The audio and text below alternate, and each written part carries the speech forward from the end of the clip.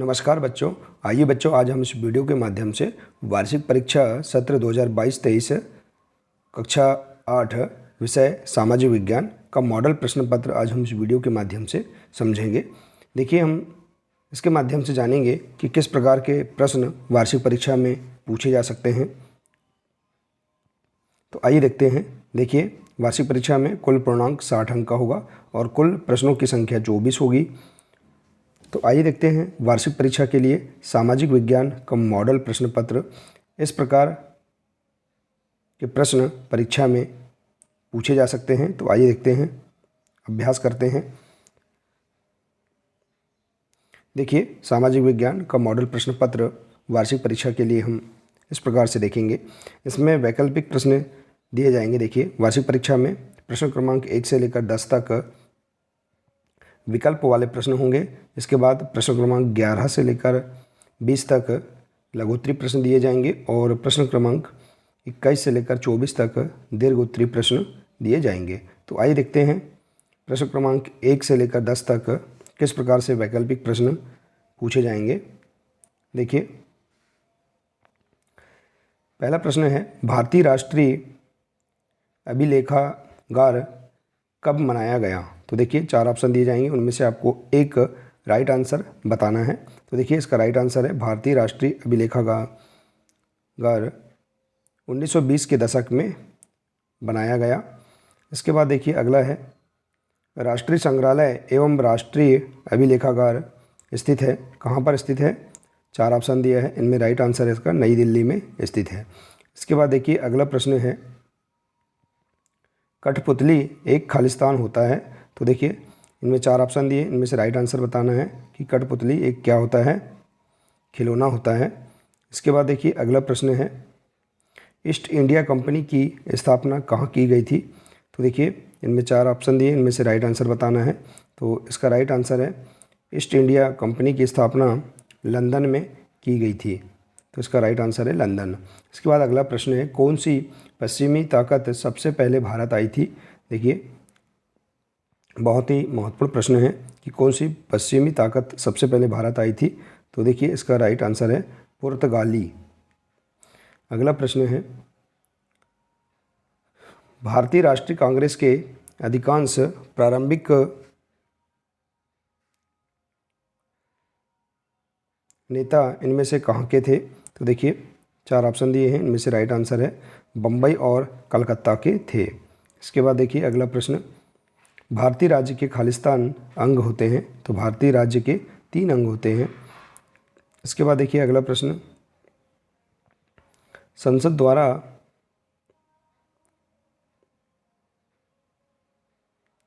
पारित ऐसा कानून जो बेहद अलोकप्रिय है, ऐसे कानून की लोगों द्वारा किस प्रकार आलोचना की जाती है। तो इसका राइट आंसर है हिंसात्मक क्रियाओं द्वारा। अगला प्रश्न है, निम्नलिखित में से कौन संसाधन को निर्धारित नहीं करता है। तो देखिए, इसका राइट आंसर है संसाधन को कौन निर्धारित नहीं करता, मात्रा। अगला प्रश्न है, इनमें से कौन से स्थान सघन बसे क्षेत्र हैं। तो देखिए, 4 ऑप्शन दिए हैं, तो इनमें राइट आंसर है नदी घाटी सघन बसे क्षेत्र हैं। तो इस प्रकार से देखिए, आप प्रश्न क्रमांक 1 से लेकर 10 तक वैकल्पिक प्रश्न का आप अभ्यास कर सकते हैं। इसी प्रकार से और भी अन्य प्रश्नों का आप अभ्यास कर सकते हैं।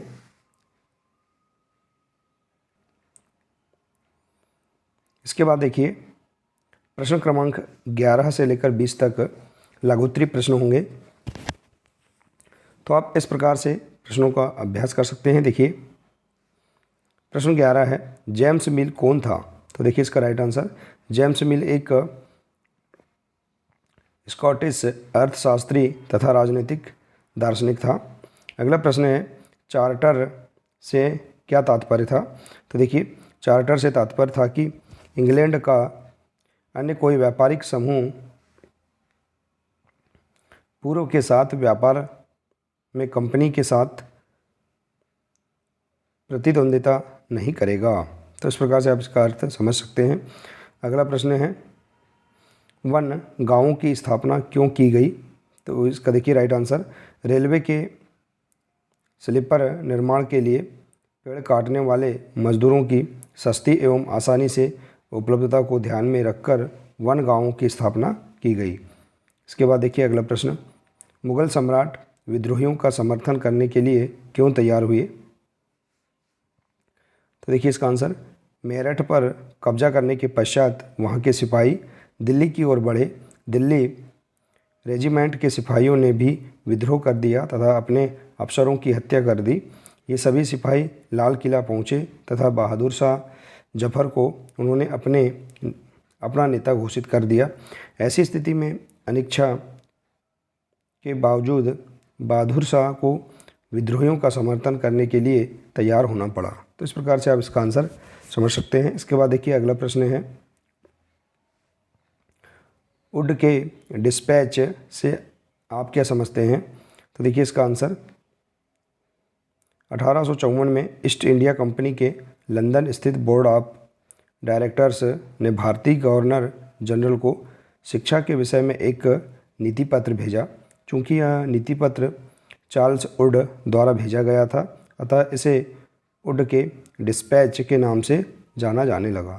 तो इस प्रकार से आप इसका आंसर देख सकते हैं। इसके बाद अगला प्रश्न, संवैधानिक उपचार के अधिकार में किस बात का उल्लेख किया गया है? तो देखिए इसका आंसर, इस अधिकार के अंतर्गत यदि किसी नागरिक को लगता है कि राज्य द्वारा उसके किसी मौलिक अधिकार का उल्लंघन हुआ है तो वह अदालत में जा सकता है। अगला प्रश्न है, विपक्षी दल किसे कहते हैं? तो देखिए, संसद में बहुमत प्राप्त दल या गठबंधन दल का विरोध करने वाले सभी राजनीतिक दल विपक्षी दल कहलाते हैं। अगला प्रश्न है, तटीय एवं शुष्क प्रदेशों में मृदा अपरदन की रोकथाम किस प्रकार की जाती है? तो इसका आंसर है, तटीय एवं शुष्क प्रदेशों में मृदा आवरण को बचाने हेतु पवन गति को रोकने के लिए वृक्ष कतारों में लगाए जाते हैं, जिसे मेखला कहते हैं। अगला है, स्थानांतरी कृषि क्या है? इस कृषि की क्या हानियां हैं? तो देखिए इसका आंसर, स्थानांतरण कृषि में वृक्षों को काटकर और जलाकर भूखंड को साफ किया जाता है, तब राख को मृदा में मिलाया जाता है और फसलों को उगाया जाता है। भूमि की उर्वरता की समाप्ति के बाद वह भूमि छोड़ दी जाती है और कृषक नए भूखंड पर चला जाता है। तो इस प्रकार से आप इसका आंसर समझ सकते हैं। इसके बाद है देखिए, यहाँ और देख सकते हैं आप, स्थानांतरित कृषि करने से निम्नलिखित हानियाँ होती हैं। वनों का ह्रास होता है, मृदा अपरदन होता है, वायु प्रदूषण इत्यादि होता है। तो इस प्रकार से आप देखिए इस प्रश्न का आंसर समझ सकते हैं। इसके बाद अगला प्रश्न है, लोगों को एक संसाधन क्यों समझा जाता है? तो देखिए इसका आंसर, लोगों को संसाधन इसलिए माना जाता है क्योंकि वे अपनी आवश्यकताओं और योग्यताओं द्वारा प्रकृति में उपलब्ध वस्तुओं को संसाधन में परिवर्तित करते हैं। तो इस प्रकार से आप प्रश्न क्रमांक 11 से लेकर 20 तक लघुत्तरी प्रश्नों का आप अभ्यास कर सकते हैं। इसके बाद है दीर्घ उत्तरी प्रश्न। देखिए प्रश्न क्रमांक 21 से लेकर 24 तक दीर्घ उत्तरी प्रश्न दिए जाएंगे, तो आप इस प्रकार के प्रश्नों का अभ्यास कर सकते हैं। देखिए प्रश्न है, यूरोपीय व्यापारिक कंपनियों के बीच भारत में होने वाली लड़ाइयों के कारणों की चर्चा कीजिए। तो देखिए आप, यूरोपीय व्यापारिक कंपनियों के बीच भारत में होने वाली लड़ाइयों के कारणों को आप इस प्रकार से समझ सकते हैं। देखिए इसका आंसर,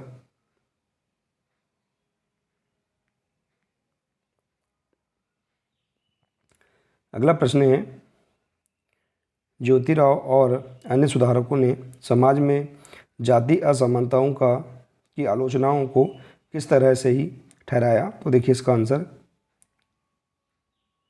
इस प्रकार से आप इसका आंसर देख सकते हैं, इसका अभ्यास कर सकते हैं। इसके बाद देखिए अगला है, किसी लोकतांत्रिक देश को संविधान की ज़रूरत क्यों पड़ती है? तो देखिए इसका आंसर, लोकतांत्रिक देश को संविधान की ज़रूरत पड़ती है क्योंकि, इस प्रकार से देखिए आप पॉइंट इसमें लिख सकते हैं। अगला प्रश्न है, औद्योगिक तंत्र से आप क्या समझते हैं? उदाहरण सहित समझाइए। तो देखिए इसका आंसर आप इस प्रकार से दे सकते हैं। तो देखिए इस प्रकार से आप यहाँ पर प्रश्न क्रमांक 1 से लेकर 24 तक सामाजिक विज्ञान के जो प्रश्न हैं इनका अभ्यास कर सकते हैं। इसी तरह के प्रश्न वार्षिक परीक्षा में पूछे जा सकते हैं। तो आशा है कि आपको ये सभी प्रश्न, यह जानकारी बहुत ही अच्छी लगी होगी। देखिए, अगर जानकारी अच्छी लगी हो तो प्लीज़ इसे अधिक से अधिक शेयर करें, वीडियो को लाइक करें, और इसी प्रकार के इसके आगे के और भी अन्य महत्वपूर्ण वीडियो देखने के लिए आप हमारे इस चैनल को सब्सक्राइब अवश्य कर लें। मिलते हैं इसी प्रकार से अगले नए वीडियो के साथ। नमस्कार।